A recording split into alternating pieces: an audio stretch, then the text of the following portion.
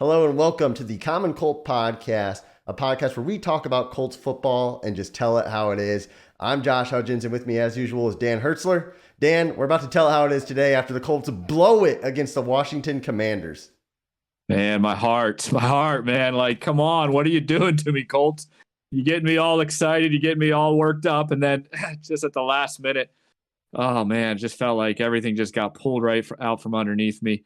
We don't have great high hopes. We don't think there's a championship quality team, but man, everything was set there just for kind of a magical debut for Sam Ehlinger, and it just got snatched from us. So my one word for this game, if I want to sum up this game, I'm just disheartened right now, man. I'm just down. I'm just feeling like, oh man, I don't advocate any violence or anything, but it's sort of like, go kick a dog, kind of the old statement that used to be made.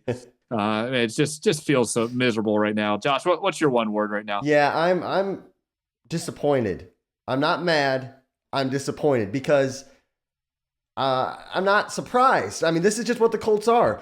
Bad football teams or not good football teams find a way to lose. The defense had them locked up. The offense should have done enough, and then until they didn't. And it's on the coaching staff again, I think. I'm disappointed, or deflated is another word you could say, because maybe Sam Ehlinger could have built on this and a nice win, and that's a blown opportunity. Yeah, what do you think about at the end there? Do you think, would you have gone for it there and that, and they're trying to run the clock out? I know we've been down that road before, and there's PTSD when it comes to that, but man, that's a coaching decision right there. I mean, yeah. We'll talk about kind of our game balls a little bit later, but I was just curious, were you like, hey, go for it, QB sneak it, and we win the game? Yeah, I would like to have, but the defense had played well all game, so I don't hate the call to punt it. The punt was a good punt, 55 yards. Yep. They pinned them inside the 20. You got to trust your defense, who had played well all game, but maybe some defensive calls leading up to it in the drive prior, I would have done a little bit differently, and maybe some of the offensive play calling that drive. But yeah, let's talk Sam Ehlinger though. And yep. How are you feeling? I mean, is this guy the next big thing that everybody was hoping? Well, I'll tell you what, man. It didn't, and it doesn't matter which quarterback was in there. The first half for the Colts, I swear they don't know the game starts until halftime. I don't know what is in their heads.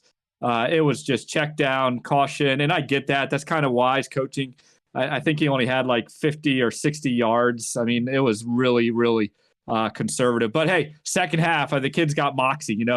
He's running around there. He's making plays. He had one bad fumble, but the rest of the game, I thought he was really, really good. So for a debut, if I could give him one word, I'd give him hopeful. I'm hopeful. Like, there's something there that I think can be built on. I'm not saying he's arrived. I'm not saying he's the next big thing, but I'm hopeful. Yeah, I think he's got promise. And I think we got to set the stage and understand this guy has not played a regular season game. Michael Pittman said this week, he's like, I haven't caught a pass from this guy in over a year.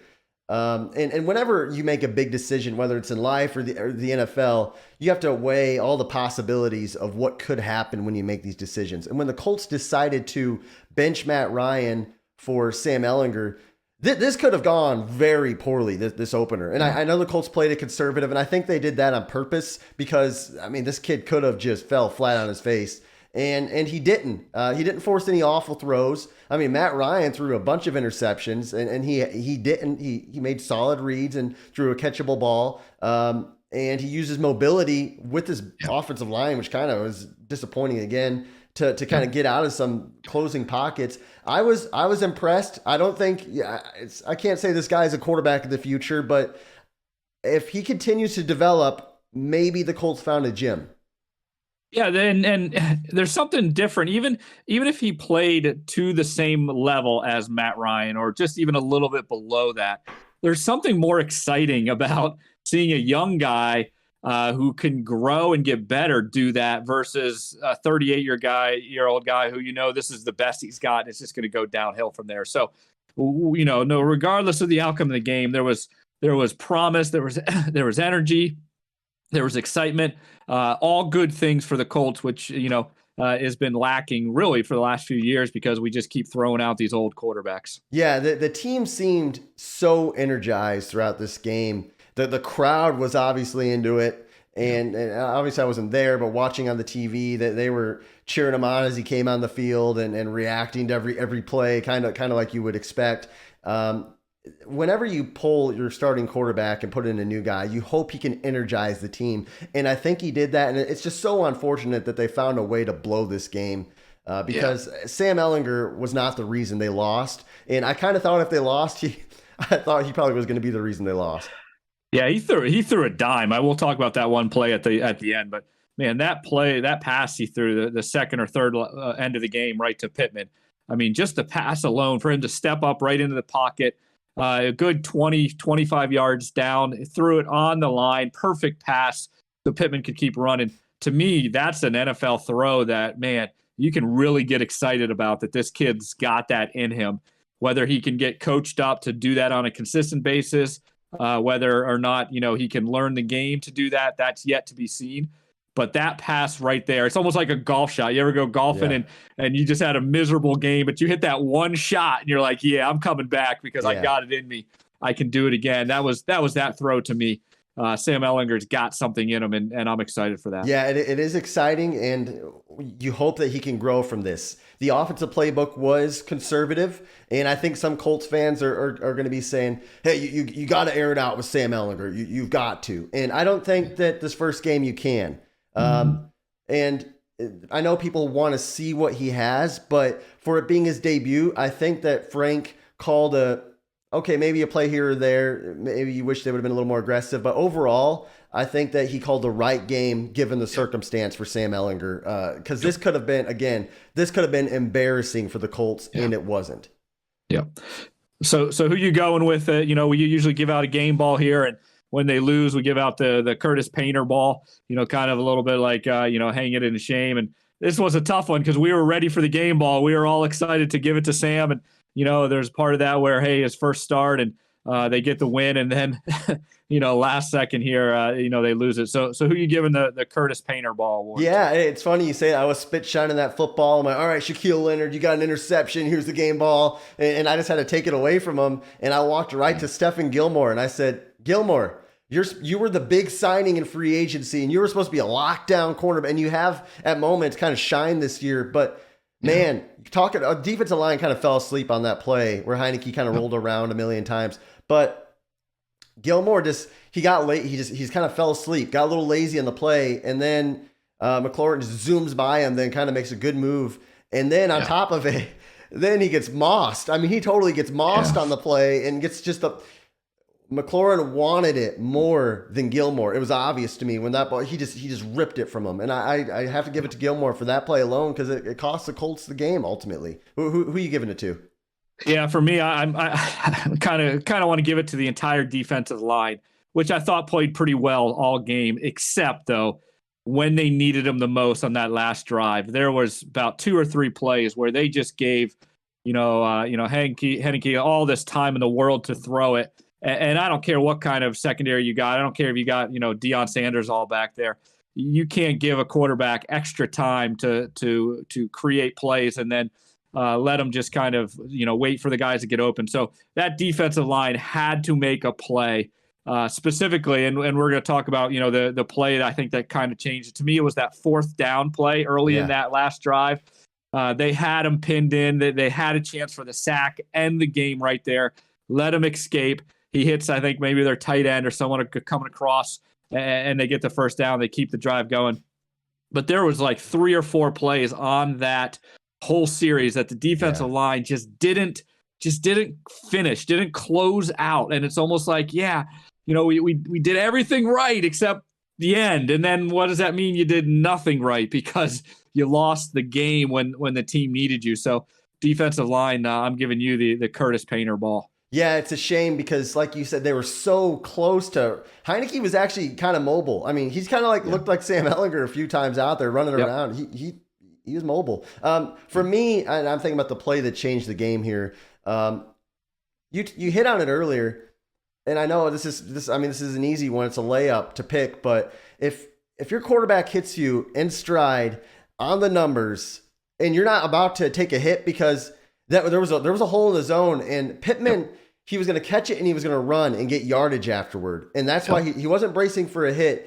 Just the ultimate receiver rookie mistake, and you can't do that as Pittman, who's not a rookie and he's your number one guy. He catches it and he turns upfield to try to run without the ball, and he drops it. And it was a beautiful ball by Ehlinger too. Hit him. He didn't break stride, and he would have caught that where they would have been right almost, one play away from a field goal. And it cost that and the Gilmore play. Your two best players this season, offensively and defensively, cost you the game back to back on big plays. And that play alone, it's deflating for the game, and it's got to be deflating for Sam Ehlinger, who was confident. You've watched it throughout the game is building. That would have helped him so much going into next week, and Pittman drops it. That's disappointing. That's just, there had to have been a lot of things to go right. And in that one play, everything went right except the basic catch is what you said.